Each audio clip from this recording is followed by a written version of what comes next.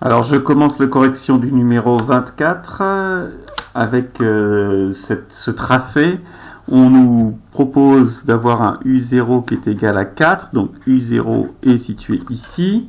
Et ce que l'on sait, c'est qu'on va aller chercher, puisque UN plus 1 est défini par f de UN, on va chercher U1 ici, que l'on reporte en fait verticalement. U1 ici, puis U2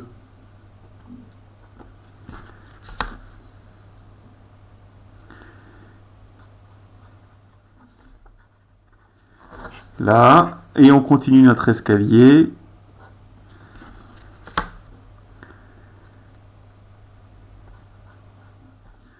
Ça devient de plus en plus difficile, hein. U3 et enfin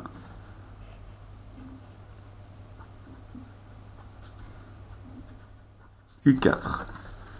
Donc ça c'est le tracé et évidemment on conjecture que la suite UN est décroissante et converge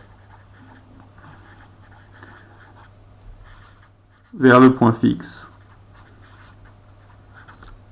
Ce point fixe qui apparemment, vu la tangente qui est tracée, est 1.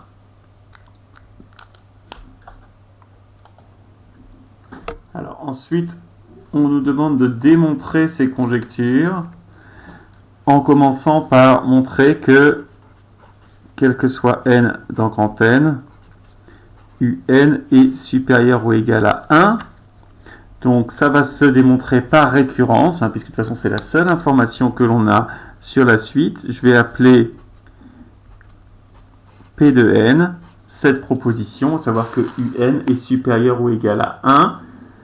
Et on va faire une démonstration par récurrence, dont l'initialisation quand n est égal à, alors on commence à 0, U0 égale 4 est bien supérieur ou égal à 1, donc P de 0 est vrai.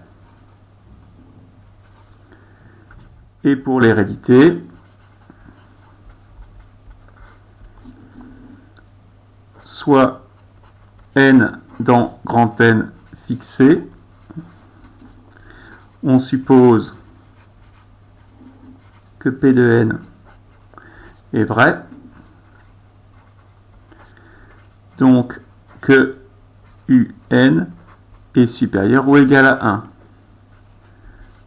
Alors, ce que l'on sait, je ne l'ai pas repris tout à l'heure, mais U indice n plus 1, c'est f de UN, c'est-à-dire 3 moins 4 sur UN plus 1. Donc on va, partant de UN supérieur à 1, reformer ce calcul ici. On a UN supérieur à 1, donc UN plus 1 est supérieur ou égal à 2, ce qui, en passant à l'inverse, est équivalent à 1 sur UN plus 1 est inférieur ou égal à 1 demi. En multipliant par 4, 4 sur UN plus 1, c'est un plus 1, c'est pas l'indice, hein, est inférieur ou égal à 2.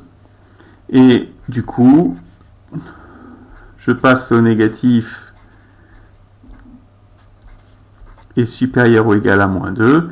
Et quand j'ajoute 3, j'ai mon UN plus 1 qui vaut 3 moins 4 sur UN plus 1 est supérieur ou égal à 3 moins 2, c'est-à-dire 1. P de n plus 1 est vrai. Et on conclut par principe de récurrence.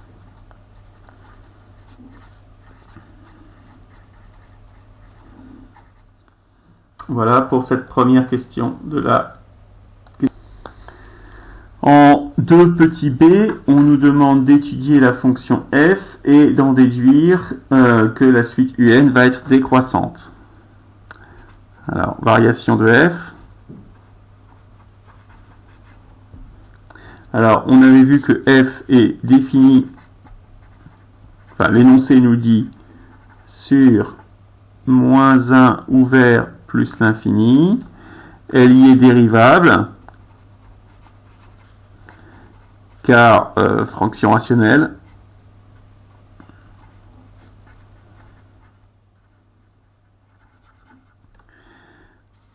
on calcule sa dérivée. Alors, je vais réécrire f de x au-dessus parce que sinon j'y arriverai pas. F de x égale 3 moins 4 sur x plus 1. Donc f' de x, alors comme une somme, la dérivée de 3, ça ne pose pas de problème, c'est 0. Et ici, c'est comme si j'étais moins 4 fois 1 sur u. C'est-à-dire 3 moins 4 fois 1 sur x plus 1. Donc, la dérivée de 3, c'est 0. Et j'ai un moins 4 multiplié par la dérivée de 1 sur x plus 1. 1 sur u, la dérivée de 1 sur u. C'est donc moins u' sur u carré. Donc u' c'est moins 1 sur u carré, x plus 1 au carré. Et les moins s'annulant, c'est 4 sur x plus 1 au carré, qui est toujours strictement positif sur l'intervalle moins 1 plus l'infini. Donc f est bien strictement croissante sur cet intervalle.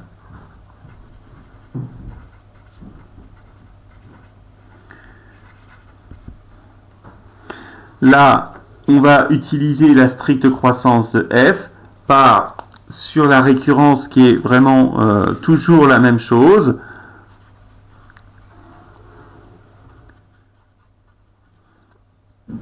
Montrons que, quel que soit n dans grand N, on va noter P de n. Alors, ici, c'est un plus 1 est inférieur ou égal à un. Alors, pour initialiser ceci, on a besoin, donc on se place dans le cas n égale 0. On connaît u0, mais on ne connaît pas u1. u1, c'est f de 4. Et quand on calcule, ça fait 3 moins 4 cinquièmes. Ça fait donc 11 cinquièmes, qui se trouve être inférieur à 4. Donc, u1 est bien inférieur ou égal à u0. Et la proposition de récurrence est vraie au rang n égale 0. Ensuite, l'hérédité.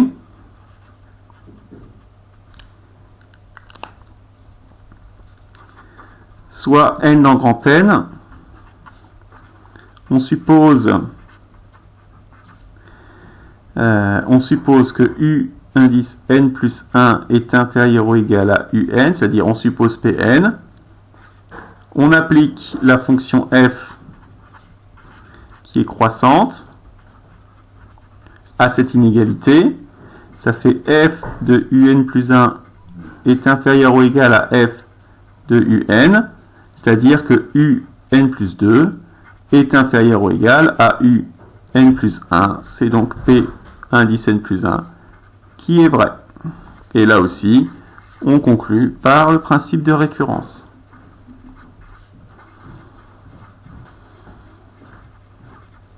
Alors on pourrait préciser, il y a des exercices dans lesquels cette récurrence, les deux récurrences sont faites en même temps. On aurait très bien pu, ici ça avait montré que un est supérieur ou égal à 1, on aurait très bien pu avoir une seule proposition de récurrence du type 1 inférieur ou égal à un plus 1 inférieur ou égal à un, et faire les deux en même temps ou presque en même temps.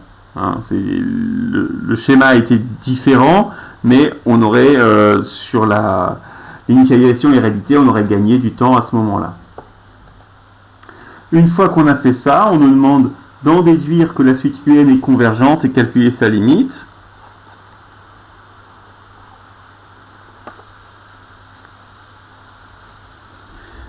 Alors, qu'est-ce qu'on connaît sur UN? Si on résume, on a vu que UN était décroissante, car, quel que soit n dans grand N, d'après la question 2b, UN plus 1 est inférieur ou égal à UN. Et on sait aussi que, quel que soit n dans grand N, d'après la question 2a, UN est supérieur ou égal à 1. Donc en fait, la suite UN est décroissante et minorée.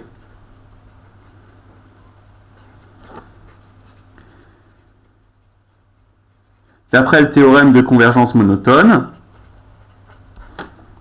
on sait qu'elle converge vers un réel. Petit l. Elle reste à déterminer petit l. Or, c'est là qu'on va utiliser toujours à nouveau la même chose. Si la limite de UN, quand n tend vers plus l'infini, de UN, c'est L. La limite de U indice n plus 1, quand n tend vers plus l'infini, c'est L. Et sachant que f est continu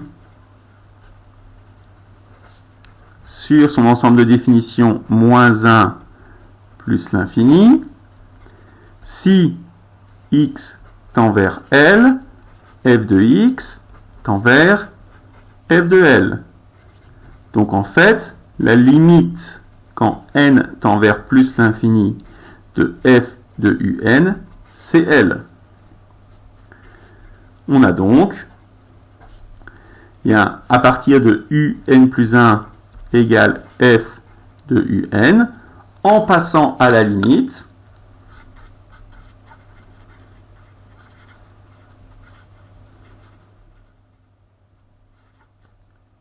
on a nécessairement L égale f de L, c'est-à-dire que L est un point fixe.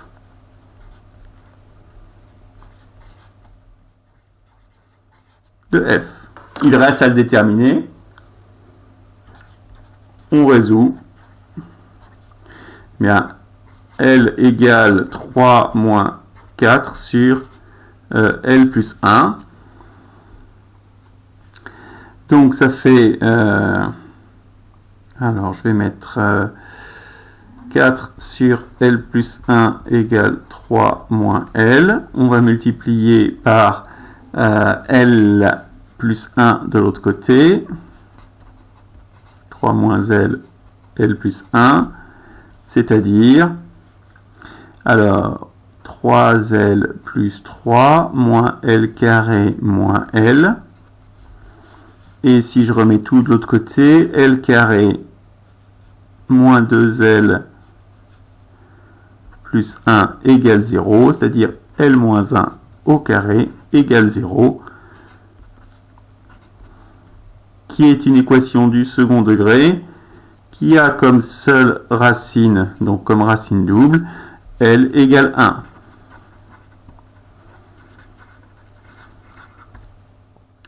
Qu'est-ce qu'on retrouve ici? Donc, puisqu'on a vu que L était forcément un point fixe, on conclut que la limite de la suite UN, quand n tend vers plus l'infini, c'est 1. Si on revient un instant sur le graphique, à quoi correspond le fait que la racine soit une racine double? Bien, ça correspond au fait que on voyait ici qu'on avait une tangente. La première bisectrice qui nous servait à calculer les indices était en fait tangente à la courbe. Donc ici, ça se touche, ça ne se croise pas. Et donc voilà pourquoi on a une racine double, ce qui nous a donné ce résultat-là. Voilà pour cet exercice. Juste une dernière chose. Comme a priori ceci n'est pas au programme, si jamais on nous demande, il faut refaire cette petite démonstration, même si on pourrait expliquer directement, elle converge vers un réel L, et on sait que c'est nécessairement un point fixe. Disons que c'est déjà bien si on le dit comme ça, et si en plus on refait la démonstration, c'est parfait.